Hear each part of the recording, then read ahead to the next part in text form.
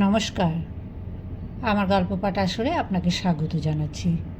পড়ে শোনাচ্ছি মানিক বন্দ্যোপাধ্যায়ের একটি ছোট গল্প, দেবতা।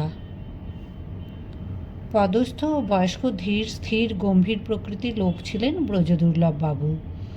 চেহারাটা ছিল জমকালো, চ্যাপ্টা ধরনের নয়, গোলাকার। সম্ভবত সেই জন্যই মেরুদণ্ডটা ভদ্রলোকের সব সময় সোজা হয়ে থাকত। মনের জোরের বদলে এই কারণে মেরুদণ্ডটা সোজা হয়ে থাকতো বলেই বোধহয় তার অপরিমেয় তেজ ও সাহস ছিল পাথরের কামানের মতো নম্র।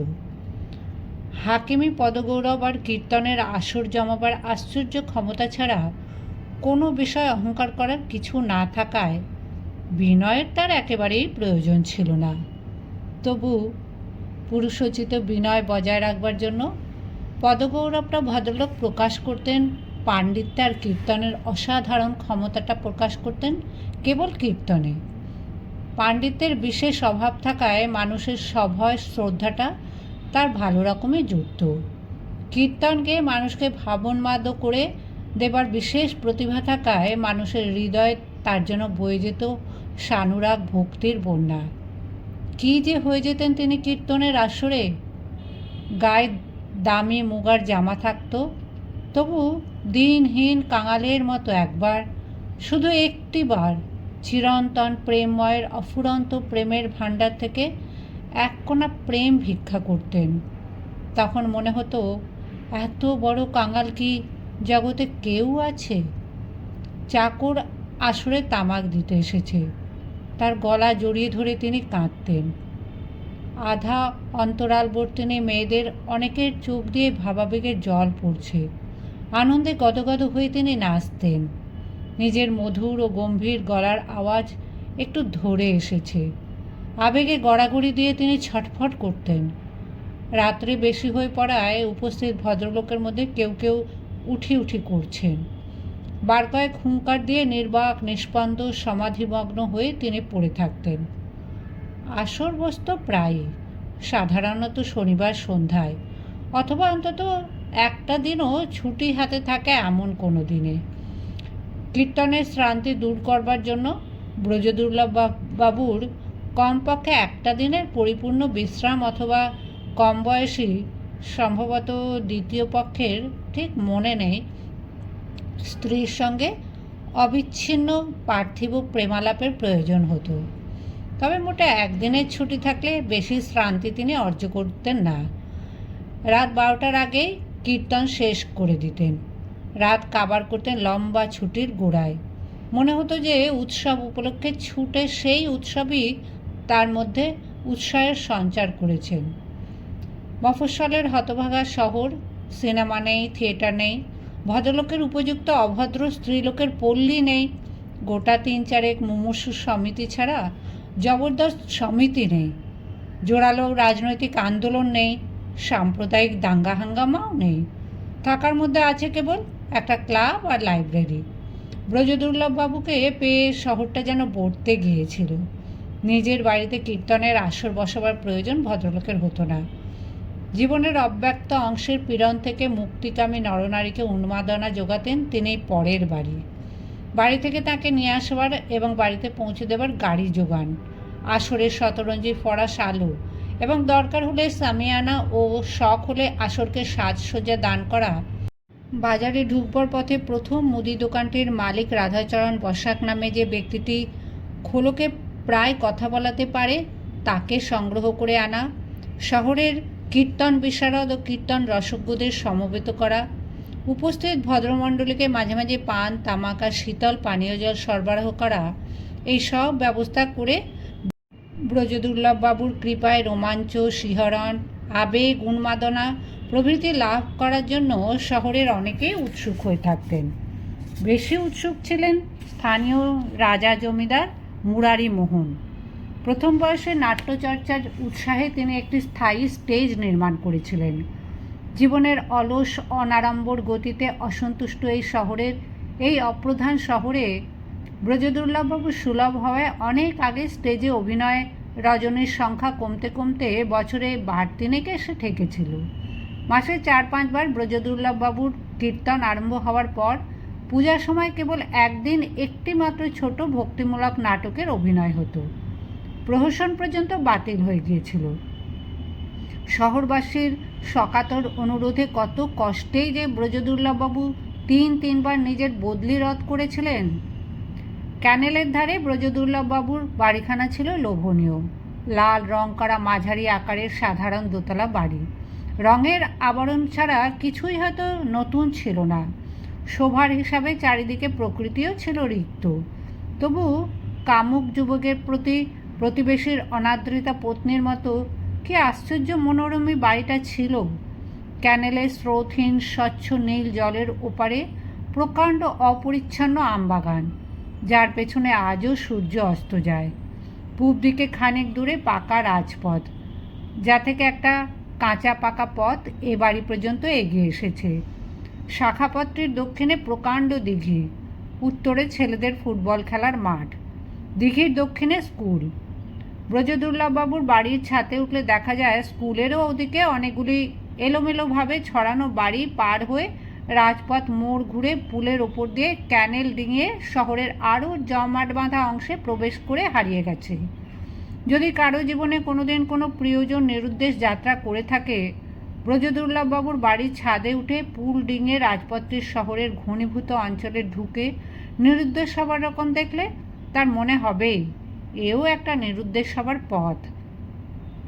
3 বার বদলি হবার সম্ভাবনা ঘটলে ব্রজদুর্লভবাবুর স্ত্রী, যার নাম সম্ভবত ছিল মাধবী, খোনা গলায় বলেছিলেন, ওরে বাবারে, গলায় দড়ি দিয়ে মরবো নাকি আমি? এই সেদিন এসে গোছগাছ করে বসলাম এখানে, 2 দিন যেতে না যেতে বদলি। যেতে হলে তুমি যাও, আমি যাব না। সেটা সম্ভব নয়। তাই কত কষ্টেই যে ব্রজদুর্লভবাবু 3 বার নিজের বদলি রদ করেছিলেন। সহজ বিষয়কে কঠিন করার সবচেয়ে সহজ উপায় মাঝে মাঝে ধারাবাহিকতার খানিক গাপ করে ফেলা।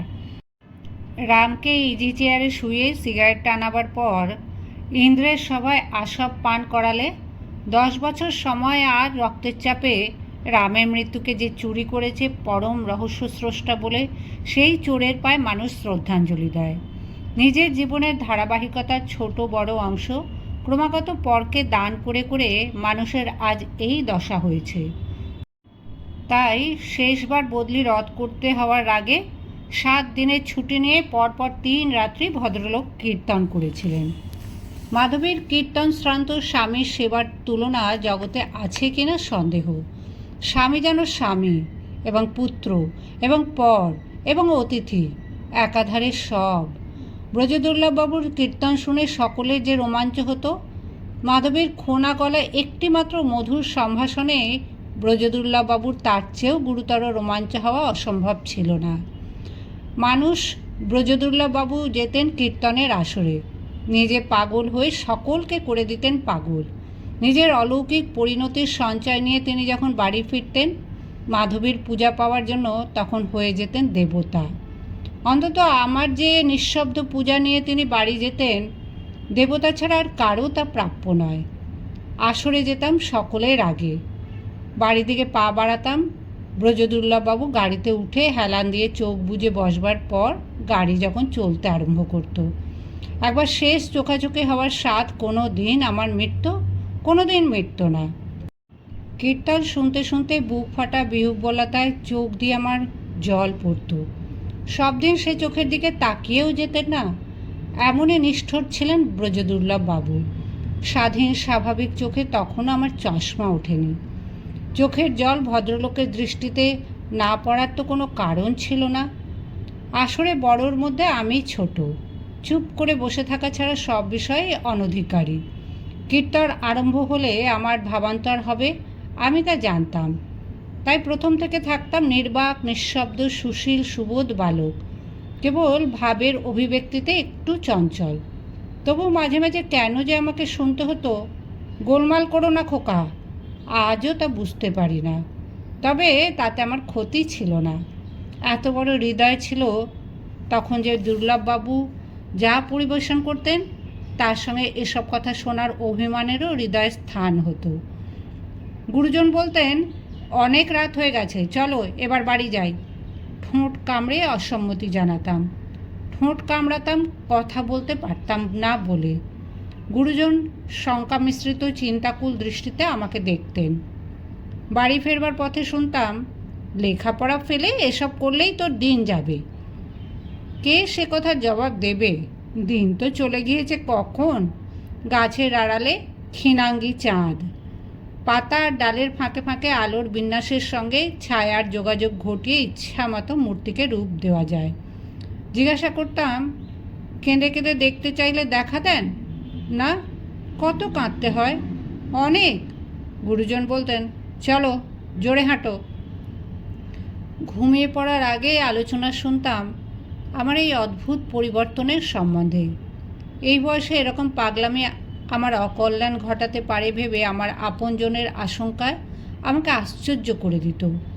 আমাকে অন্য কোথাও পাঠিয়ে দেওয়ার জল্পনা কল্পনা শুনতে শুনতে ঘুমের ভান কখন আসল ঘুমে পরিণত হয়ে যেত। স্বপ্ন দেখতাম জাগ্রত কল্পনার তপ্ত কাঞ্চনাভ বিরাট এক পুরুষের অবিভক্ত অস্তিত্বের এবং আমার প্রতিবেশিনী সখী রেণুর সবচেয়ে ছোট পুতুলটির মতো শুভ্রকায় বিন্দুবৎ ক্ষুদ্র এক পুরুষের সুস্পষ্ট সুনির্দিষ্ট অস্তিত্বের কিভাবে দুটি স্বতন্ত্র অস্তিত্ব না হওয়া সম্ভব।